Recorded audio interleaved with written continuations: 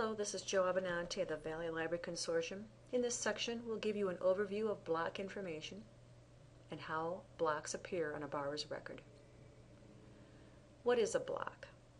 Well, a block is a flag that interrupts the checkout process.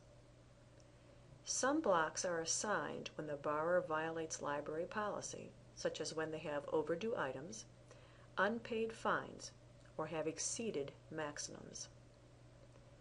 Other blocks are assigned when a borrower has a book on hold waiting to be picked up.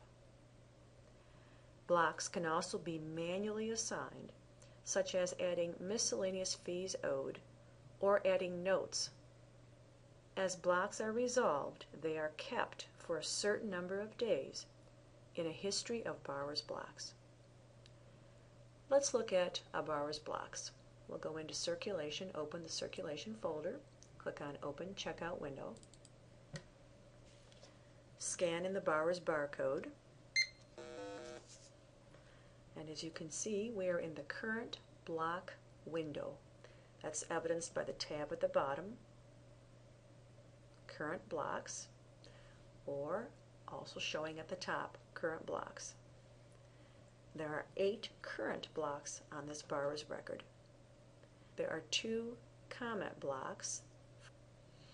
We have a debt collection block, 3 fine blocks, and a loss block, and the last block is a hold notification block. This means a notice was sent notifying the borrower that this item is in waiting to be picked up.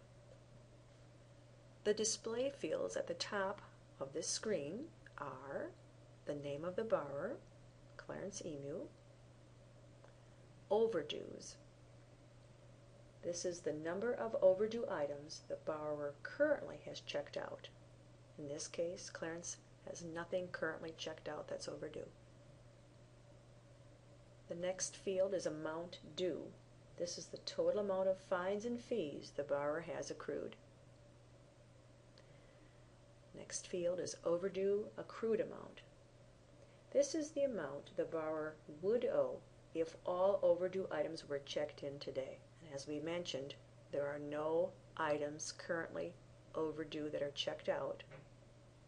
Therefore, there's nothing in the overdue accrued amount field.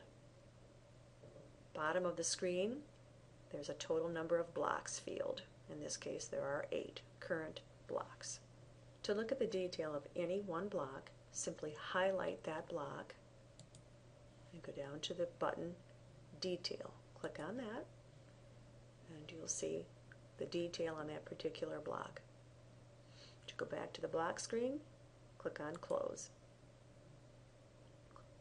Let's look at the hold notification block. Click on Detail. To exit this screen, click on Close again. To continue with checking out items to Clarence, go down to the CKO button or Checkout button and click on that. And now we have additional maximum exceeded blocks. In this case, the borrower has exceeded the max fines and max lost set for this library. Now you can either override this or cancel this. Follow your library's policy, and if you are authorized, click on Override. We're going to click on Override, and now we are in checkout for Clarence Emu. If at any time you want to go back and look at the current blocks, go down to the button Blocks and click on that. And you'll bring those 8 current blocks back to the screen. If you want to look at a history of blocks that have been resolved, go down to the button History, click on that, and you can see in this case there were 5 blocks that are now resolved. To look at the detail of any of those older resolved blocks, highlight the block and go down to the bottom and click on Detail. It gives you the information about that block, overdue still out, and the first overdue notice dates. To exit that screen, click on Close. You're back at the history of resolved blocks again.